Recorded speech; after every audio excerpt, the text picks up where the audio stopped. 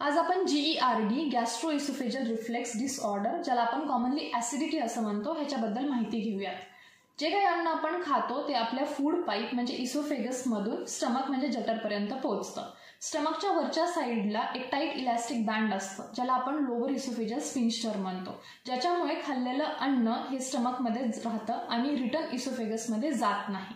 जेव्हा अन्न स्टमकमध्ये पोहोचतं त्यावेळेला स्टमकमध्ये ऍसिड सिक्रीट केलं जातं अन्न पचन होण्यासाठी.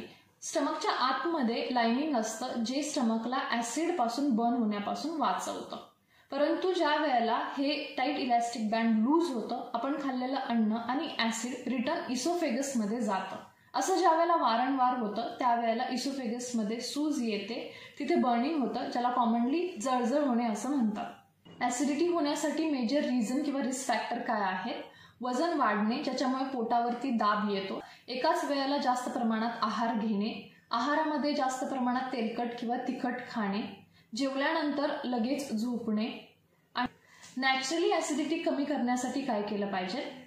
एकाच वेळेला जास्त आहार न घेणे, आहारामध्ये कमी प्रमाणात तेलकट आणि तिखट खाणे, जेवल्यानंतर 2 ते 3 तास न झोपणे, 1 चमचा गाईचं तूप सोबत साखर हे रोज रात्री आणि सकाळी उठल्यानंतर अनुशीपोटे खाणे.